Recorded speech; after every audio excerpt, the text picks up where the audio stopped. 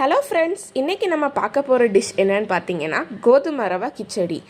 அதுக்கு முதல்ல 1 கப் கோதுமை, கொஞ்சமாக தாளிக்கிறதுக்கு கடலைப்பருப்பு, உளுந்தம்பருப்பு, கடுகு, அப்புறம் சீரகம், இதெல்லாம் தாளிக்கிறது. அப்புறமா பார்த்தீங்கன்னா பச்சை மிளகா, கேரட், பீன்ஸ், தக்காளி, வெங்காயம், தாளிக்கிறதுக்கு தேவையான அளவுக்கு கொஞ்சமாக கருவேப்பிலை, அப்புறம் மேலே கடைசியாக தூவி விடுறதுக்கு கொத்தமல்லி தழை.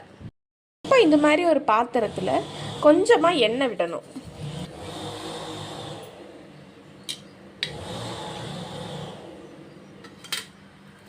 இந்த எண்ணெய் நல்லா கொதித்து வந்ததுக்கப்புறம் கொஞ்சமாக கடுகு போடணும். காஞ்சிருச்சு, கொஞ்சம் நம்ம இதில் கடுகு சேர்த்துக்கலாம். இந்த கடுகு நல்லா இப்படி பொரிஞ்சு வரும்போது உளுத்தம்பருப்பு சேர்த்துக்கலாம். இதோட கொஞ்சம் கடலைப்பருப்பு சேர்த்துக்கலாம். இதோட கொஞ்சம் சீரகம், நம்ம எடுத்து வச்சிருந்த சீரகத்தை இப்படி ஒரு பிச்சு சேர்த்துக்கலாம். நல்லா இப்படி வறுத்து விட்டுக்கோங்க. இது இப்போ இங்கே இதாகிட்டோடனே நம்ம கொஞ்சமாக கருவேப்பிலை சேர்த்துக்கணும்.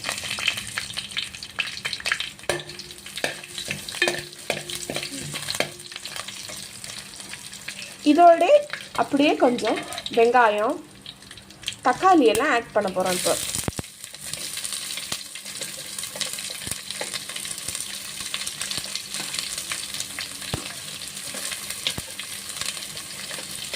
இப்போ வெங்காயமும் பச்சை மிளகாயும் சேர்த்து நம்ம இது நல்லா கொதிச்சு வந்துருச்சு. இப்போ இதோட நம்ம எடுத்து வச்சிருக்க 1 கப் கோதுமை ரவையை ஆட் பண்ணிக்கலாம். ஆட் பண்ண உடனே இதை இப்படி நல்லா கிளறி விடுங்க, இல்லைன்னா கட்டி கட்டியாக ஆகிடும். பாருங்கள், இந்த கோதுமை இந்த அளவுக்கு நல்லா அழகாக நல்லா வெந்திருக்கு. இது வெந்துட்டுருக்கப்ப இதோட கொஞ்சமாக நெய் ஆட் பண்ணிக்கோங்க. நெய் ஆப்ஷனல் தான்.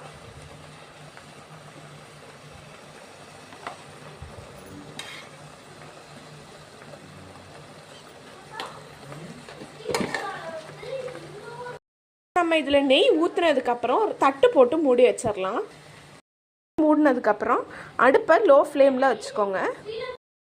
ஒரு 5 மினிட்ஸ் ஆயிடுச்சு. இப்போ நம்ம இதில் போட்டிருக்க அந்த லிட்டை இப்படி எடுத்துருவோம். பாருங்கள் எவ்வளோ அழகாக சூப்பராக வந்திருக்குன்னு. இப்போ இதோட நம்ம எடுத்து வச்சுருக்க கொத்தமல்லி தழையை கொஞ்சமாக இது மேலே தூவி விட்டுக்கலாம். அவ்வளோதான், டேஸ்டியான ரவா கிச்சடி ரெடி.